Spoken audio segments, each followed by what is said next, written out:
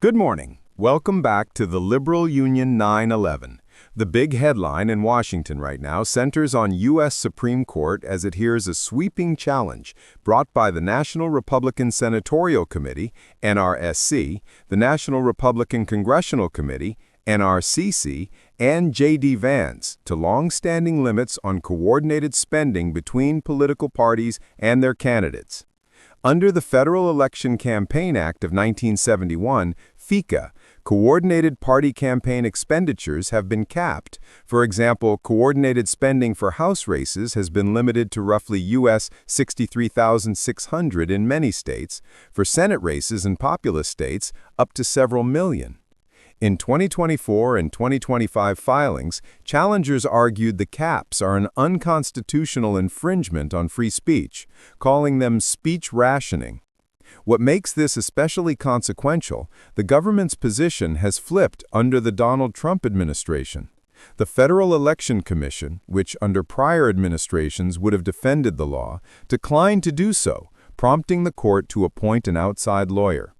That means the court may soon uproot decades-old campaign finance restrictions. Conservative justices indicated skepticism about the limits, while liberal justices raised strong warnings about the potential for corruption and erosion of democratic safeguards. If the court strikes down the limits, political parties could effectively spend unlimited amounts in coordination with candidates, dramatically increasing the power of big donors and reshaping the landscape ahead of the 2026 midterms. At the same time, Congress is advancing the National Defense Authorization Act for fiscal year 2026, or 2026 NDAA, a near trillion-dollar defense policy bill that goes well beyond traditional military spending. The bill, headed to a House vote this week, reflects U.S. strategic priorities at a time of global realignment. Among the bill's wide-ranging provisions, huge funding for foreign policy initiatives, including military assistance to Ukraine under a revamped Ukraine Security Assistance Initiative, allocations for NATO-allied defense, especially across Europe and the Baltics, and a stipulation that the U.S. must maintain at least 76,000 troops in Europe, solidifying long-term American military presence abroad.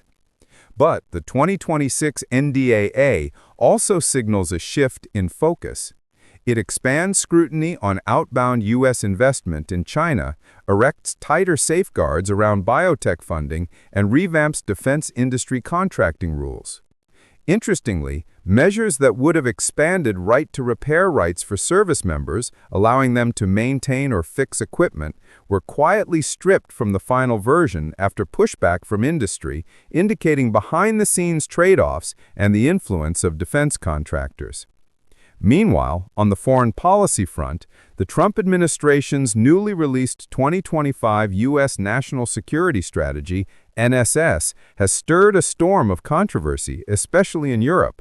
The document sharply criticizes European allies, warning that Europe is facing civilizational erasure due to migration, regulatory policies, declining birth rates, and alleged suppression of free speech. It calls for the U.S. to cultivate resistance within European nations, implicitly backing far-right and nationalist movements. The reaction from European capitals has been swift and harsh. Friedrich Merz, the German chancellor, said the strategy underscores why Europe must become far more independent in security and foreign policy, rejecting Washington's criticism as an unwelcome intrusion into Europe's internal affairs. Similarly, Antonio Costa, president of the European Council, called out the U.S. move to interfere in European politics as unacceptable.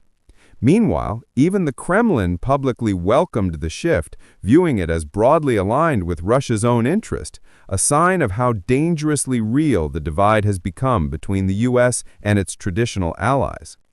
Taken together, these events paint a picture of the United States in the midst of a major political and strategic transformation. Domestically, institutions governing campaign finance and elections are under threat of radical change. In Congress, defense policy is being rewritten to reflect not only military readiness, but broader global economic and geopolitical posture. Abroad, The U.S. is signaling a retreat from traditional allies and a redefinition of its global role under a nationalist, America First framework. The consequences of these turns are profound for democracy, for U.S. global influence, and for the shifting balance of power worldwide.